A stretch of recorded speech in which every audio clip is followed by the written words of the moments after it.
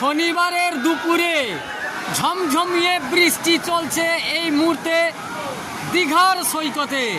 কনকনে ঠান্ডা ঠান্ডা বাতাস, সেই সাথে একেবারে কুয়াশার দাপট যথেষ্ট রয়েছে এবং এই মুহূর্তে পূর্ণ জোয়ার চলছে।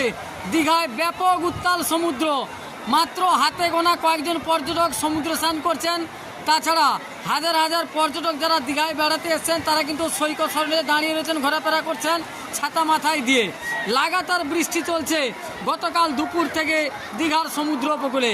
আজ 21শে ডিসেম্বর শনিবার, আজকের দুপুরে দীঘার সমুদ্র সৈকতের চিত্র দেখছেন দীঘা লাইভের মাধ্যমে। সকাল থেকেই বৃষ্টির বেগ কিন্তু বাড়তেই আছে, যত বেলা বাড়ছে বৃষ্টির বেগ ততই বাড়ছে এবং যেন অন্ধকারাচ্ছন্ন হয়ে রয়েছে দীঘার সমুদ্র উপকূলবর্তী আকাশ।